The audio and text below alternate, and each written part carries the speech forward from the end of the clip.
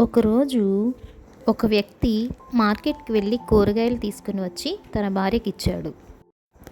3 రోజుల తర్వాత ఆమె కొత్తిమీర వాడిపోయి ఉండడాన్ని గమనించింది. దాన్ని గమనించిన ఆ వ్యక్తి తన భార్యపై కోప్పడ్డాడు. తన భర్త కోప్పడ్డంతో ఆమె ఈ కొత్తిమీరని ఎలా తాజాగా పచ్చగా ఉంచాలా అని ఆలోచించింది. ఆమెకు ఒక ఆలోచన వచ్చింది. ఒక గ్లాస్ జార్ తీసుకొని అందులో కొంతవరకు వాటర్ పోసి దాంట్లో కొత్తిమీరను ఉంచింది.